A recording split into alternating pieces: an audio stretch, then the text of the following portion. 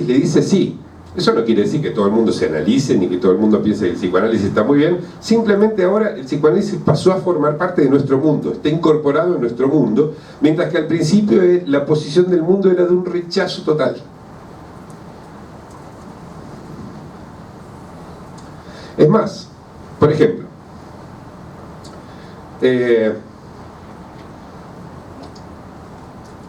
por supuesto, al precio de una banalización absoluta, la gente ha empezado a aceptar que tal vez hablar con otros hace bien. Hay que sacarlo todo afuera, decía una canción, ¿no? Como descargarse. Eso era el método catártico de Breuer, antes de Freud. Te convendría hablar de esto con alguien. ¿Por qué no vas a ver al psicólogo?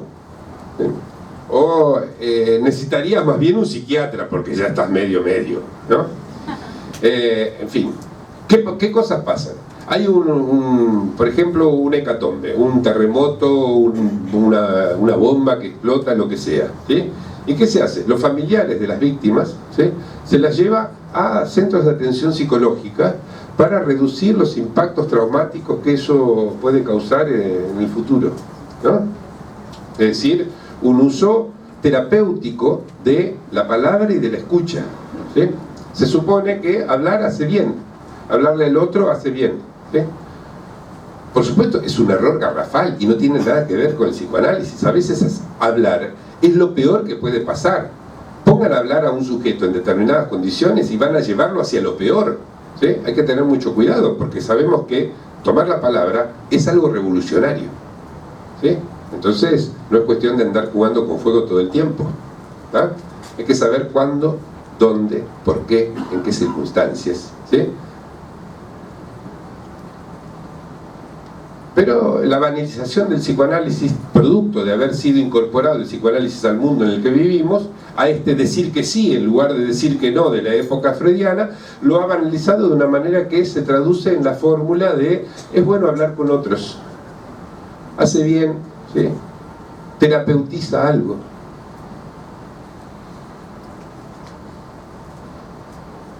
Y el problema es que fuera de contexto, de ese contexto tan particular que es el de una sesión analítica, lo único que produce ese uso de la palabra y de su correlato, que es la escucha, es separar la palabra de cualquier efecto de verdad que pudiera tener.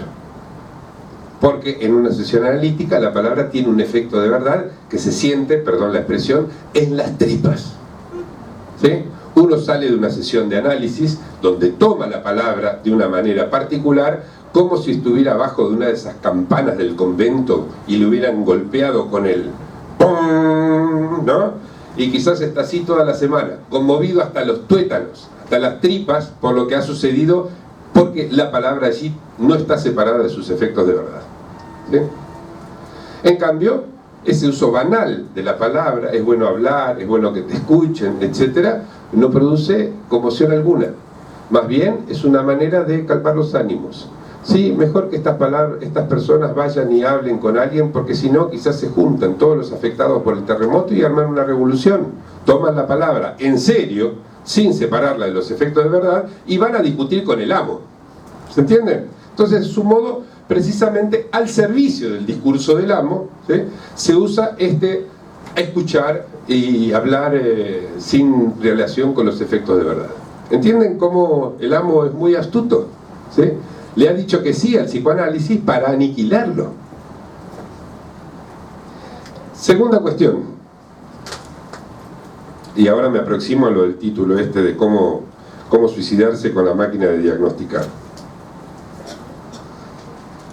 Yo no sé si ustedes están al tanto de una especie de revolución que se produjo hace un año en el mundo de la psiquiatría norteamericana, que por supuesto es la psiquiatría dominante en el mundo, porque el amo contemporáneo es capitalista y la cabeza de ese amo contemporáneo está en los Estados Unidos de Norteamérica. Así que lo que sucede con el saber psiquiátrico vinculado al saber farmacológico en los Estados Unidos tiene consecuencias sobre las personas, los pacientes psiquiátricos de todo el mundo.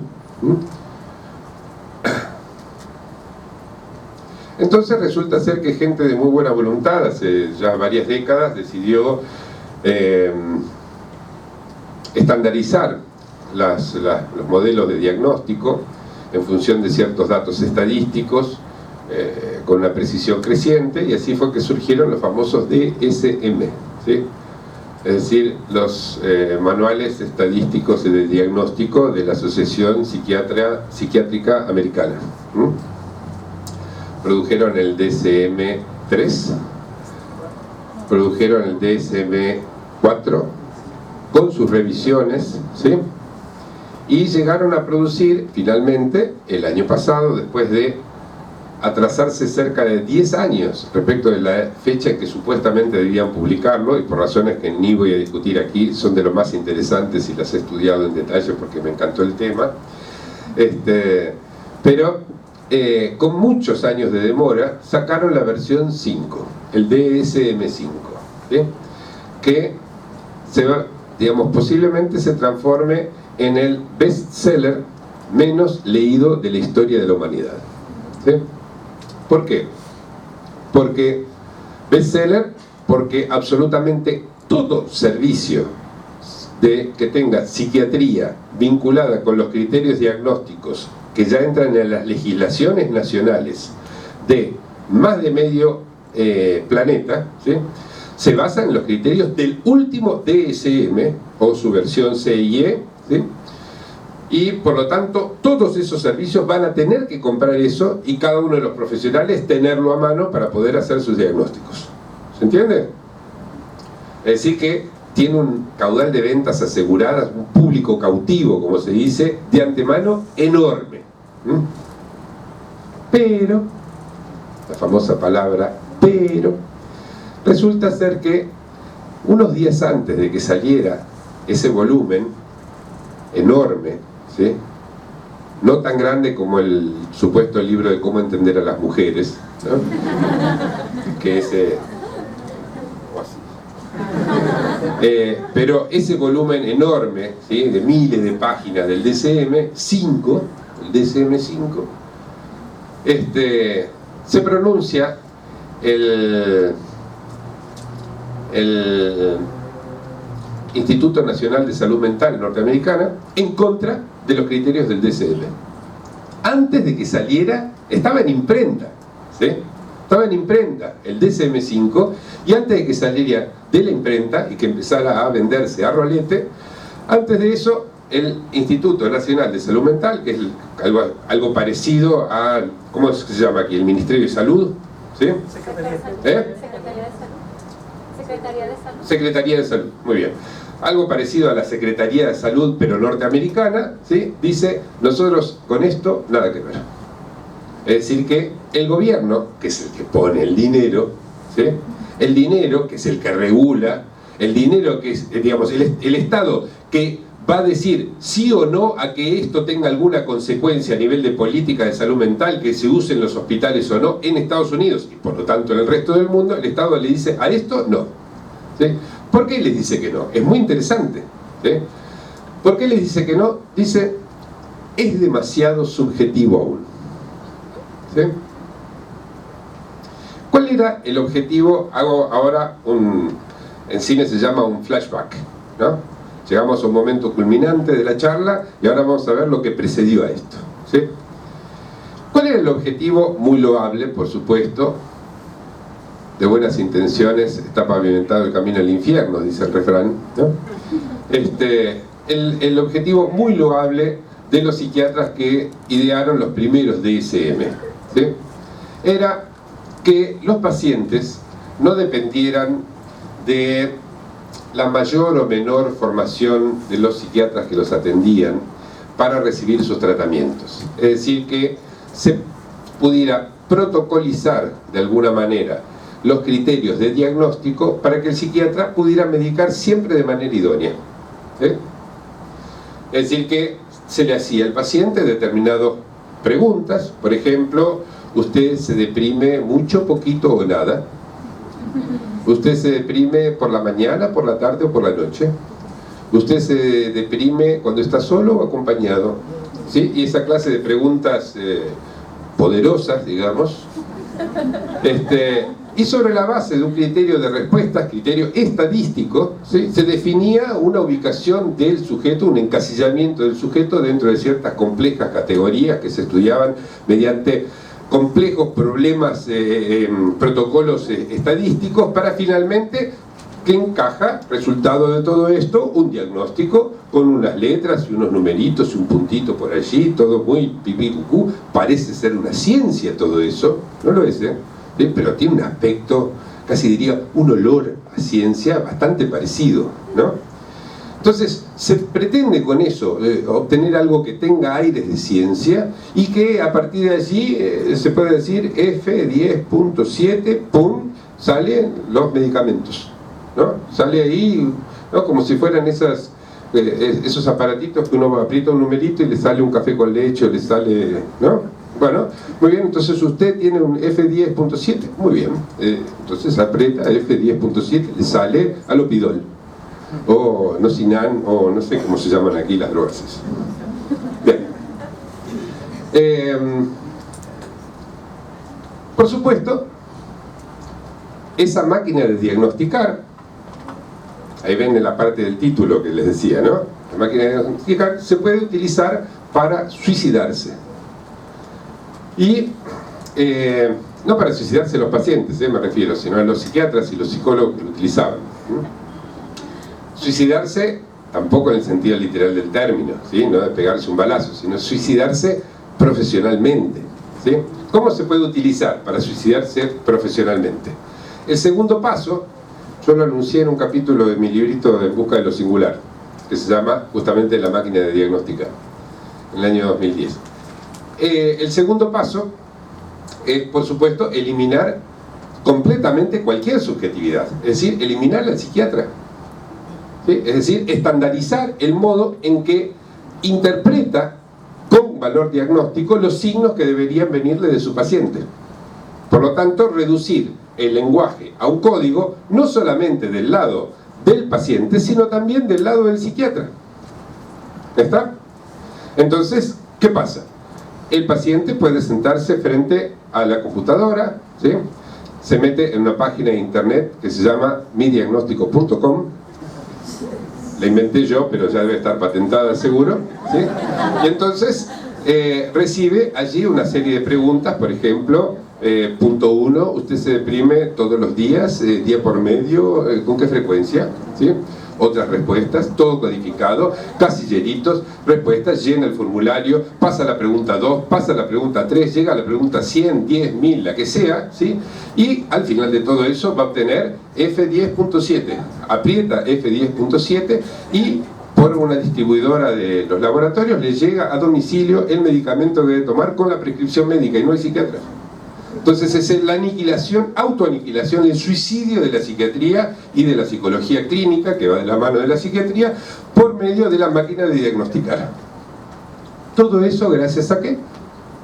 Si ustedes siguen los hilos de esta discusión, todo esto es gracias a que el discurso psiquiátrico, el discurso de la psicología clínica, queda asociada, subsumida dentro del discurso capitalista, amo contemporáneo, que queda aliado con el saber farmacológico particularmente en el caso de la salud mental.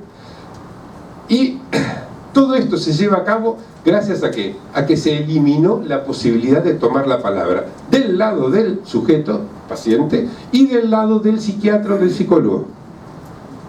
¿Está? Si eliminamos eso, tenemos una estructura sólida, igual que cuando no existía interpretación de la Biblia, cuando no se ponía en tela de juicio las órdenes del general en jefe del ejército. Por eso hice esa introducción. Para que se sostenga esa estructura fenomenal del discurso de la salud mental contemporánea, es necesario que nadie tome la palabra, ¿sí? Y que nadie la tome en el sentido de los efectos de verdad, porque ya les mostré que esas terapias que dicen yo te escucho, tú me hablas y nos vamos a llevar muy bien, están al servicio del amo contemporáneo, ¿sí? No hay que perder de vista, y por lo tanto jamás un sujeto va a poder recuperar algo de su dignidad perdida por medio de alguno de esos tratamientos.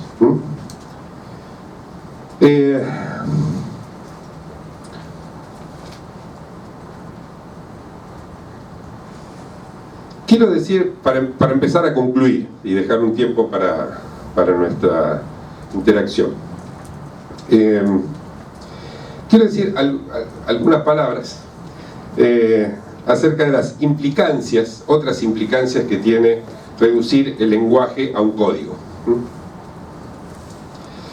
Decir que el lenguaje es lo que nos hace humanos es una verdadera perogrullada, ¿sí? ¿Se dice aquí perogrullada? ¿Sí? Una banalidad, es una pavada, una tontería, ¿sí? No dice nada inteligente, ¿sí? Pero no es tan tonto decir que, si a eso le agregamos, que eso es lo que convierte a cada uno de nosotros en un ser único e irreemplazable, ¿sí? La palabra. Y menos aún, menos tonto aún, es si descubrimos que sin esa condición la dignidad es imposible. Entonces ya no es tan tonto decir que el lenguaje es lo que nos hace humanos. A ese punto quiero llegar, al de la dignidad, que les dije que era lo que dejaba para el final. Borges, un escritor argentino que me gusta mucho, tal vez lo hayan leído algunos de ustedes. Borges observaba en uno de sus ensayos que no hay error en considerar que el ruiseñor que John Keats oyó en Hampstead, el lugar donde vivía, es el mismo ruiseñor que en la antigua Israel había oído Ruth, la moabita. Esto es sacado de un texto de Borges. No hay error en considerar que el ruiseñor que escuchó Keats, siglo XIX, ¿sí?, en Hampstead, es el mismo ruiseñor que escuchó en Israel Ruth, la moabita, no sé cuántos siglos antes de Cristo. ¿Está? Yo estoy absolutamente de acuerdo con eso, con lo que dice Borges. Es el mismo ruiseñor, no es otro ruiseñor, es el mismo. Sin embargo, Keats, el poeta, Keats hay uno solo, así como hay un solo Borges, hay una sola Ruth. En calidad de seres hablantes, y a diferencia del ruiseñor, cada uno de nosotros resulta ser impar. En sentido etimológico del término, no hay otro igual. ¿Cómo es posible que nosotros, cada uno de nosotros, sea impar, a diferencia del ruiseñor? Es posible, y esto es mi tesis, ¿sí?, es posible porque el lenguaje, ese aparato tan mal hecho, realmente, improvisado, complejo, equívoco, mutante, enredado, enredador, ¿sí?, el lenguaje es lo único capaz de introducir la singularidad en la existencia. Es algo de lo que se dio cuenta Hegel en su Fenomenología del Espíritu y la Filosofía del Derecho, lo dice, ya hace 200 años. Solo por la fuerza del hablar se introduce la singularidad en el mundo, decía casi textualmente.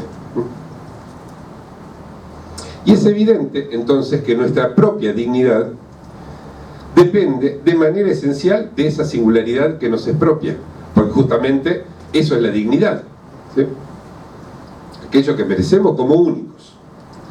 Por ejemplo, vamos a verlo por el reverso de la cuestión. ¿Por qué es que nos indignamos cuando nos tratan como uno cualquiera, como uno más, como uno del montón? O cuando nos empujan como a ganado, ¿sí? ¿No es acaso porque la indignación es precisamente el sentimiento que nos embarga cuando nuestra singularidad es cuestionada, desconocida, rechazada o arrasada? En España, ustedes habrán visto que hace poco tiempo la indignación pudo dar lugar a un movimiento de masas, famosos indignados. Pero todos nosotros hacemos la experiencia de la indignación cada vez que del otro lado de la línea telefónica, por ejemplo, nos atiende un robot que nos ofrece una serie de opciones iguales para todo el mundo y que por supuesto nunca son la nuestra. Un corolario inmediato de esto es que cada vez que nos fuerzan a reducir el lenguaje a un código, están violando esa dignidad, o al menos dejándola en suspenso, y por lo tanto menospreciándola, porque al hacerlo nos tratan como a meros ejemplares de una especie y nos catalogan en consecuencia, nos cosifican, nos numeran. Que seamos homo sapiens o ruiseñores, aquí da igual. Para sentir en la carne, en nuestra carne, los efectos de esa violencia contra nuestra humanidad, y en especial contra la dignidad propia de nuestro carácter de seres hablantes únicos e irreemplazables, no hace falta que el número que nos asignen, que el código que nos den, nos sea tatuado en el antebrazo como se hacía en Auschwitz o Treblinka. Según Freud decía, el análisis busca despejar en cada uno de nosotros el núcleo de nuestro ser, es decir, aquello que nos hace únicos, sin par, irreemplazables. No es entonces casual que en la civilización contemporánea,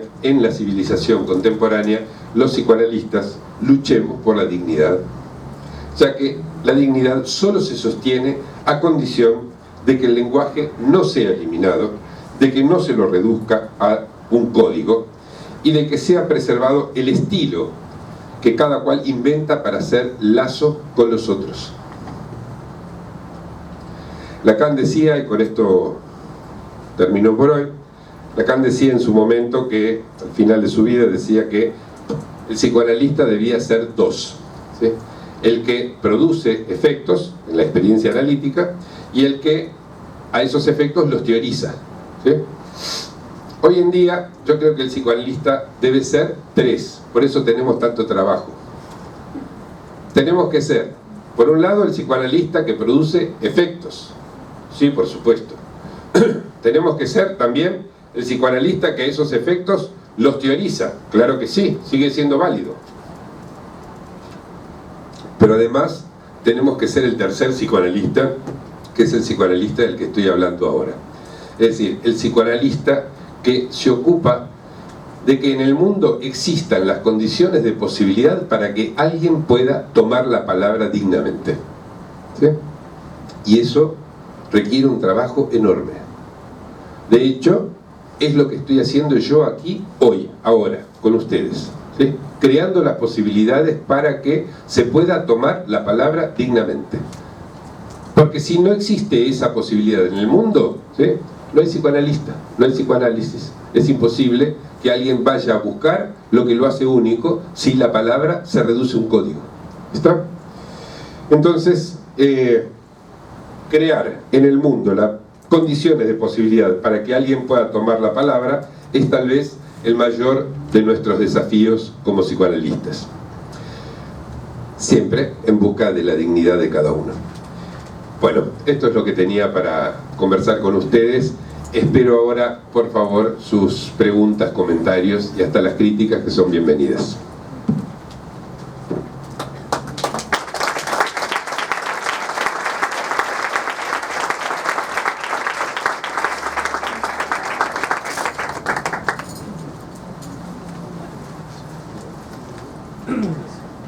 Bueno, como yo soy el moderador, puedo apoyarlo desde acá, pero igual, quien guste, levante su mano. Está abierto el foro. Tomen la palabra, después de lo que les dije. Acá hay una. Sí. El maestro Luis Ricardo Ruiz. ¿Le pasan el micrófono?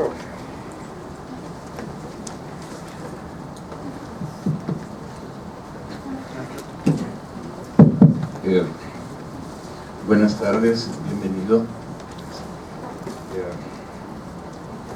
El discreto encanto de la cortesía. Tomar la palabra es inevitable ante esta invitación. Tomar la palabra ante esta invitación es inevitable. Quisiera nada más mencionar algunas frases que fui asociando con su intervención, su exposición.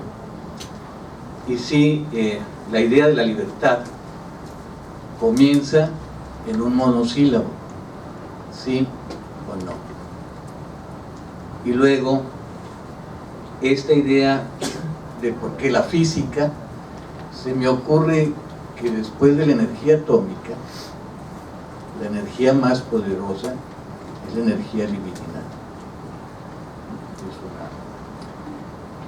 Esto del equívoco me llevó a pensar en una afirmación de que estamos traumatizados por el equívoco, por el malentendido, pero esto es propio del lenguaje. Es el lenguaje en su riqueza que la poesía precisamente tiene allí su fuente de su gran riqueza en el exceso de sentido que hay en el lenguaje para la creación. Y esto de las órdenes, yo tuve una experiencia en el colegio militar, fui cadete, y nos decían, las órdenes nunca se discuten, se obedecen, ¿no? Pero también la vida civil como que luego se están militarizando, ¿no? Hay algunas órdenes o algunos que asumen, ¿no?, el papel de amos. Sí, claro. Y esto es cotidiano, ¿no? La cuestión del capitalismo, sobre todo porque estoy trabajando un seminario sobre paranoia y capitalismo, creo que el capitalismo nos está ilusionando también con la democracia del dinero, la democracia monetaria, pero la democracia se detiene ante la puerta de los bancos. Y a veces yo me he preguntado, ¿qué acto es más delictivo? ¿Fundar un banco o asaltarlo? La de la antropología callejera me gustó su expresión, y la relaciono con la idea de la psicología popular, ¿no?, la psicología de los pueblos. Y efectivamente esto del sálvese quien pueda nunca ha salvado a nadie, nunca. Y esta palabra dignidad es la primera ocasión que la escucho como uno de los fines de un trabajo clínico analítico, porque los psicólogos deberían de releer el más allá de la libertad y la dignidad de Skinner y adoptar una posición crítica ante esto. El aparato psíquico es un aparato de memoria, pero también es como un memoolvido, ¿no?, juntando las palabras, porque a veces el olvido es más tenaz que la memoria, ¿no? Y termino con lo siguiente, que me gustó mucho también, esta caracterización que hizo sobre el aislamiento de este individualismo, que en un verso de Muerte sin fin de José Gorostiza dice: somos islas de monólogos sin eco. Y estos gadgets, hoy precisamente en la mañana les decía a mis alumnos, les quita uno el aparato y se desenchufan de la vida.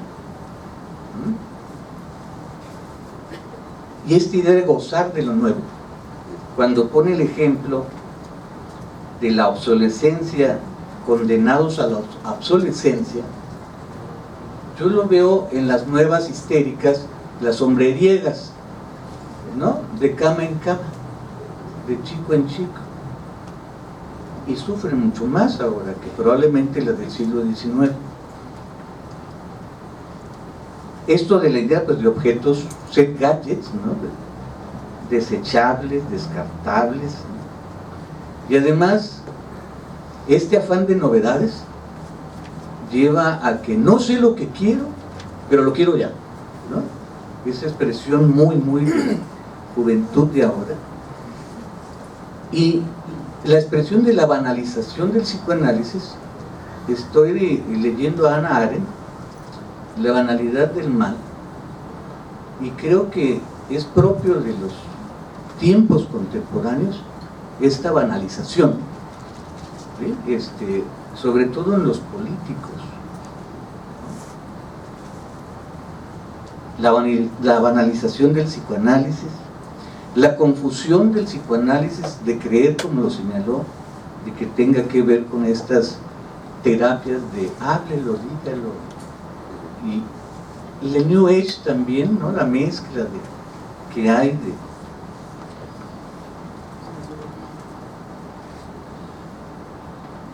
y me gustó mucho esto de cada uno de nosotros resulta ser impar,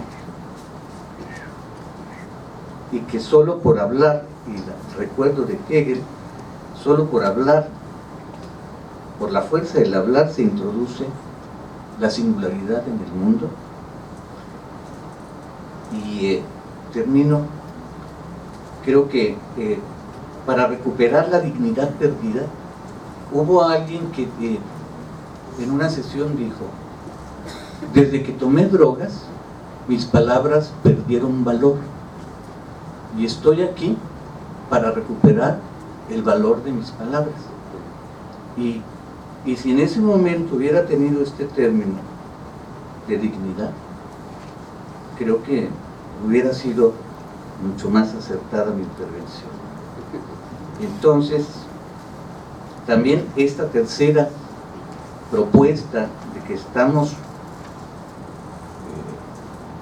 tenemos el compromiso, comprometerse con la palabra, y que producir efectos, teorizarlos, pero seguir creando las condiciones para que exista la palabra en singular. Yo le diría entonces: habla palabra. Bueno, muchas gracias por los comentarios. Quiero agregar una cosa, digamos, estoy de acuerdo con esta especie de escolio de algunas cosas que dije. Me alegro de lo de la transmisión de lo de la dignidad, era mi objetivo en esta charla, transmitir algo en relación a eso. Y solo un comentario que quiero hacer, al escuchar este comentario, recordé, eso es efecto de una buena pregunta, recordé algo que había olvidado decir. Es que una de las novedades del amo contemporáneo es que la enunciación y el enunciador ya no coinciden, y que la orden se puede transmitir sin palabras y en voz baja. ¿Sí? ¿Esto qué quiere decir? Que el amo contemporáneo ya no se reduce a una persona, no está encarnada en fulano o mengano. No es, por ejemplo, el político que dice, ¿no? Me acordé por lo del político, ¿sí? No es el político que dice esto o aquello, ¿sí? Funciona más bien en las sombras, ¿sí? Es, por ejemplo, ese empleado burocrático que está sacando los cálculos de, ¿cómo se llama? ¿Actuario? ¿Se llama actuario? Aquí, el que hace los cálculos de cuánto debe pagar la póliza de seguros, etcétera, ¿sí? En función de la relación costo-beneficio para la compañía aseguradora. Esa persona funciona como un amo mucho más poderoso hoy en día que un general del ejército, un presidente que enardezca a su pueblo, etcétera, ¿sí? Porque sus efectos insidiosos, silenciosos, tienen un alcance mucho mayor. ¿Por qué? Porque precisamente funcionan sin palabras, con un lenguaje codificado, y eso no hay cómo reventarlo. Solamente haciendo un esfuerzo por devolver la palabra, por devolver la dignidad al ser humano, es que podemos hacer algo para evitar que funcione en las sombras ese amo contemporáneo que no está encarnado en persona alguna. ¿Ah? Bueno, ¿alguien más? Luis Eduardo. Bienvenido. Muchas gracias. ¿La palabra tiene historia? ¿Esa es la pregunta? Un poco menos críptica la pregunta. Le devuelvo la palabra.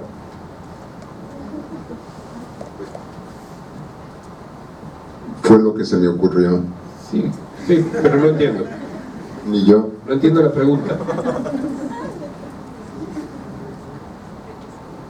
Bueno, gracias. Pero hay algo detrás de esa pregunta. Quiero entender qué es lo que está detrás de la pregunta. ¿Qué quiere decir la palabra tiene historia?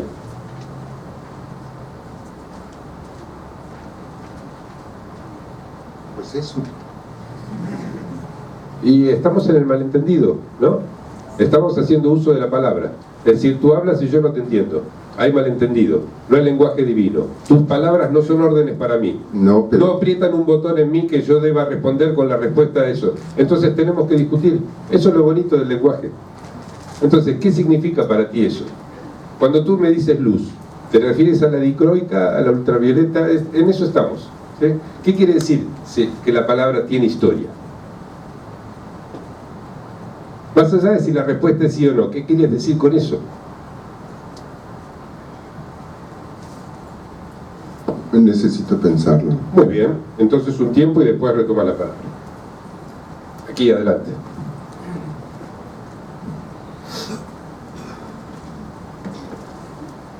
Bueno, muchas gracias. A mí me llamó mucho la atención esta como especie de plasticidad que tiene el discurso del amo que usted mencionó, ¿no? Cambia mucho de forma,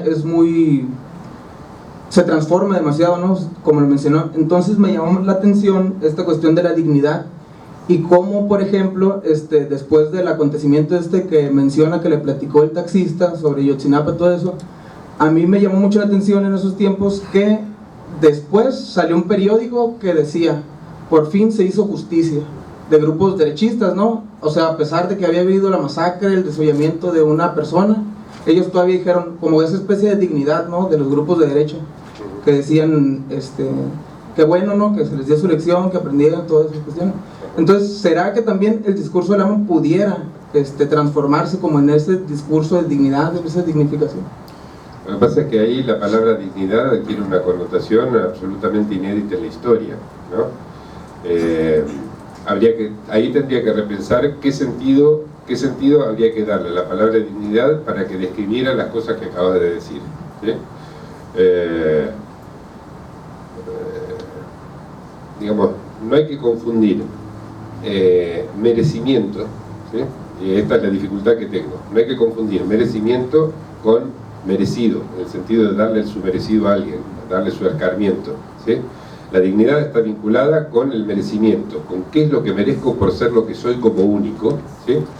Y por lo tanto es algo que me define en el estilo de mis lazos con los otros, ¿sí? ¿Por qué yo pongo tanto el acento en que lo que me hace único es el estilo de mis lazos con los otros? Eso lo vemos en una experiencia lamentable, pero de la vida cotidiana, que es el duelo, ¿sí? En el duelo no se pierde un ruiseñor, se pierde alguien único, ¿sí? Alguien irreemplazable, ¿sí? Alguien que no es el mismo que aquel otro que estaba en Israel hace 2500 años, ¿sí? Es único el que se pierde. ¿Y cómo se refleja que es único? Por todos los deudos que lo lloran a su alrededor, ¿sí? Lo hacía único para todos ellos, ¿sí? Es decir, que se refleja su singularidad en los lazos que ha armado con los demás, ¿sí? Entonces eso, digamos, tiene que ver con mi merecimiento, ¿sí? Muy distinto, ¿sí? Es mi merecido, que me hayan dado mi merecido según alguna escala de valores de los otros, por ejemplo, los grupos de derecha, el grupo de poder o lo que sea, ¿sí? Entonces creo que hay un deslizamiento del sentido del término dignidad, que está bien, estoy dispuesto a estudiarlo, pero no diría que es la misma dignidad de la que yo estuve hablando, ¿ok? Gracias. Allí en el fondo. Ahí. Adelante. Adelante, por favor.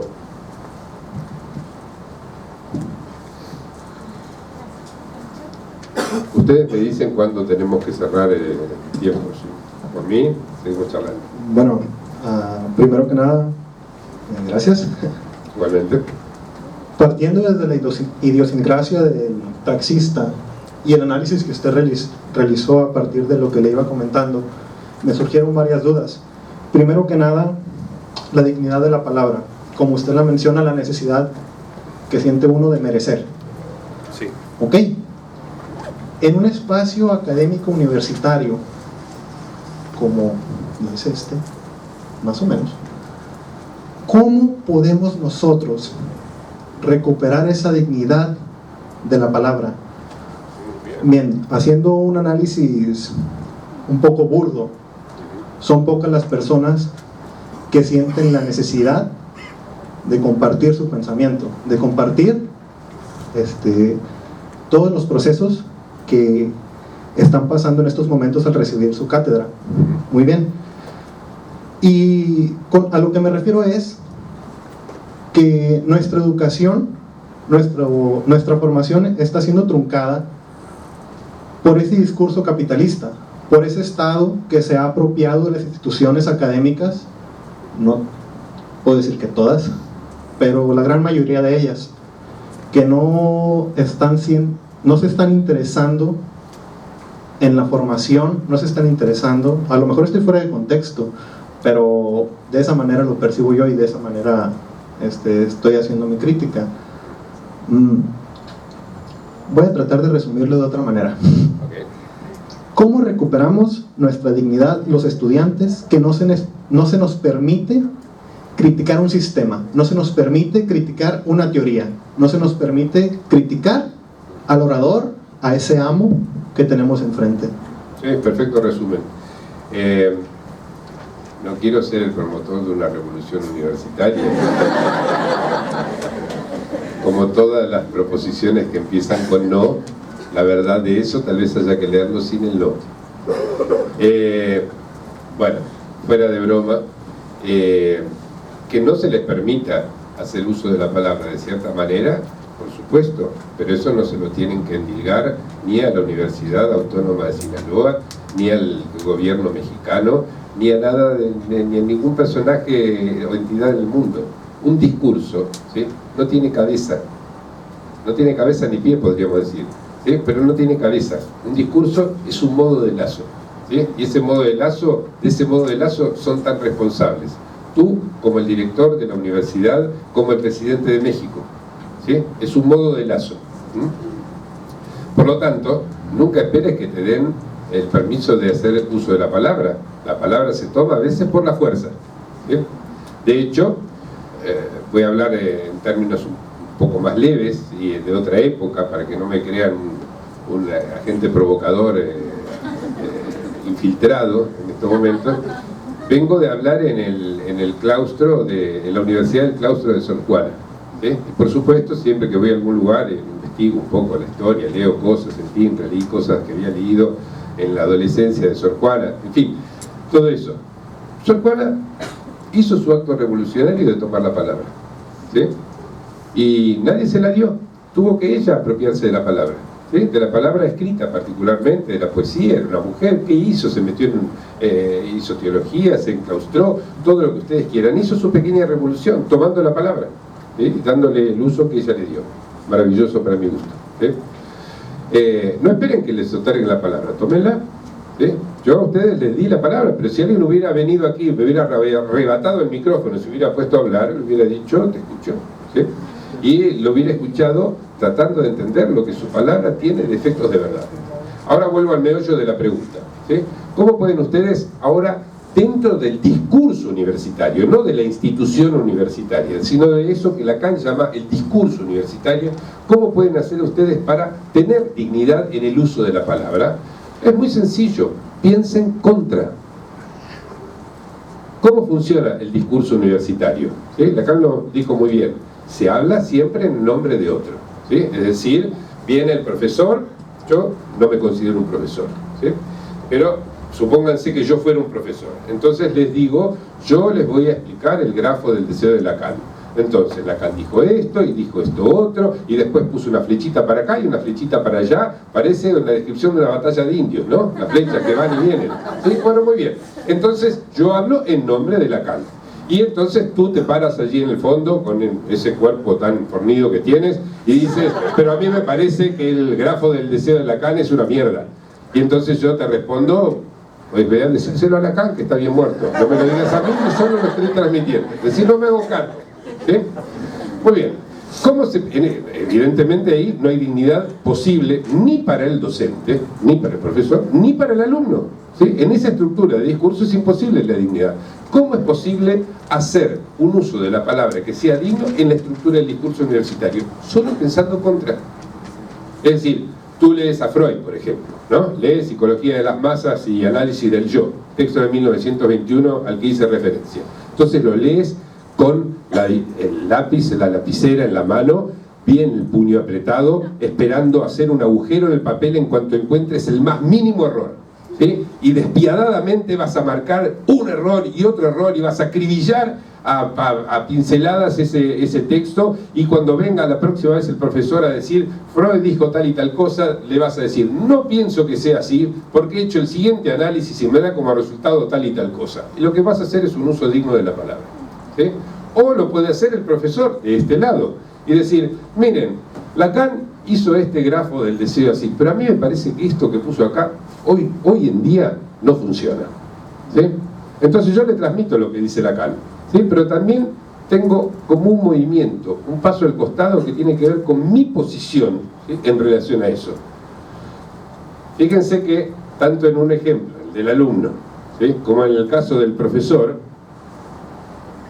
ambas cosas están vinculadas con hacerse responsable, tanto del uso de la palabra, ¿sí? Como del tomar la palabra. ¿Está? Hay una relación entre responsabilidad y dignidad que es maravillosa, tema de tesis, como diría una amiga mía de Buenos Aires. ¿Quién más? ¿Encontraste la respuesta a tu pregunta? No me siento bien. Todo bien. Vamos a tener mañana todavía posibilidad. Ok, lo seguimos mañana entonces. Gracias. Allí, por favor. Bueno, buenas noches. Solamente una pregunta.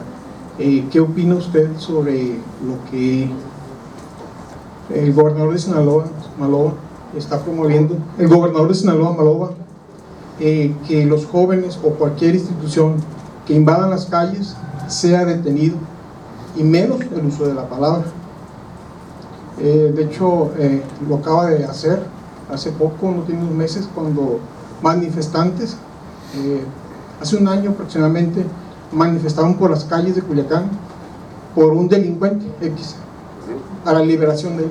Entonces mandó a las patrullas, incluso los reporteros de aquí de Culiacán fueron agredidos, les quitaron las cámaras. Nada más una pregunta así, ¿qué opinas sobre eso? Sí, obviamente no voy a responder a esto desde el punto de vista político, ¿sí? Primero porque desconozco los resortes delicados de la política nacional y menos aún los locales,